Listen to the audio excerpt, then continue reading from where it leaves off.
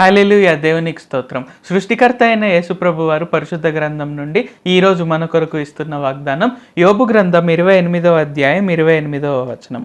మరియు యెహోవా యందలి భయభక్తులే జ్ఞానమనియు దుష్టత్వము విడిచుటయే వివేకమనియు ఆయన నరులకు సెలవిచ్చెను.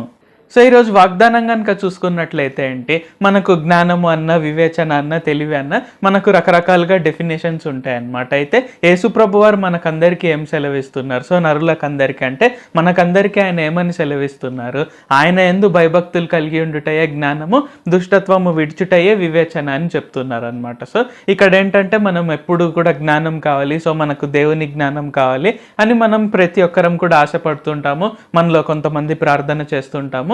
అయితే మనకు జ్ఞానం ఉంది, వివేచన ఉంది అని మనం ఎలాగ తెలుసుకుంటాము అంటే మనం ఆయన యందు భయభక్తులు కలిగి ఉన్నట్లయితే. అంటే ప్రతిరోజు ఆయనతో సమయం గడుపుతూ ఓకే నా జీవితంలో ఇలాగ జరగాలి అని ఆయన ఆశిస్తున్నారు కాబట్టి నేను ఆ విధంగా జరిగిస్తాను, అంటే ఆయన చిత్తాన్ని నేను పాటించడానికి నేను ఖచ్చితంగా ప్రయత్నిస్తాను అని ఎప్పుడైతే మనం ఆలోచిస్తామో అప్పుడు మనకు సంపూర్ణ జ్ఞానం ఉన్నట్టు. అలాగే దుష్టత్వం ఏదైతే ఉందంటే యేసుప్రభు వారికి విరుద్ధమైనది ఏదైనా సరే మనం ఎంటర్టైన్ చేయకుంటే ఏంటంటే మనకు వివేచన ఉన్నట్లు. కాబట్టి మనకు జ్ఞానం కావాలి, వివేచన కావాలి, తెలివి కావాలి అని మనం రకరకాలుగా, అంటే వాటికి రకరకాలుగా మనం డెఫినేషన్స్ అనుకుంటుంటాం. అయితే యేసుప్రభు వారు ఈరోజు మనకు రియల్ డెఫినేషన్ చెప్తున్నారు అనమాట. ఏంటంటే ఆయన యందు భయభక్తులు కలిగి ఉండుటయే జ్ఞానము, దుష్టత్వం విడిచుటయే వివేకము, వివేచన అని తెలియజేస్తున్నారు. కాబట్టి మనం ఈ విధంగా జీవించడానికి ప్రతిరోజు ఆయనను ఖచ్చితంగా ప్రార్థన చేసి మనం ఖచ్చితంగా ఆయన జ్ఞానాన్ని, ఆయన వివేచనని, ఆయన తెలివిని మనం పొందుకుందాం. ప్రార్థించుకుందాం.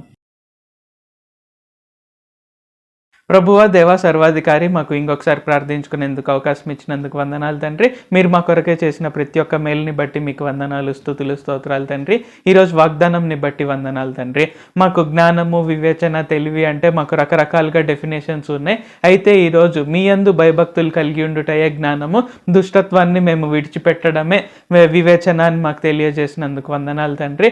కావున మేము ఆ విధంగా ప్రతిరోజు జీవించడానికి సహాయం చేయండి తండ్రి. ఏ క్షణంలో కూడా మేము మీ యందు భయభక్తులు విడిచిపెట్టకుండా, మేము ఏ క్షణంలో కూడా దుష్టత్వాన్ని మేము ఎంటర్టైన్ చేయకుండా, మేము సంపూర్ణ జ్ఞానం, సంపూర్ణ వివేచన, అలాగే సంపూర్ణ తెలివి కలవారంగా జీవించుటకు సహాయం చేయండి. నజరేయుడైన సర్వశక్తిగల యేసుక్రీస్తు నామంలో ప్రార్థిస్తున్నాం తండ్రి. ఆమేన్. Thank you Jesus. దేవుడు మిమ్మల్ని ఆశీర్వదించును గాక.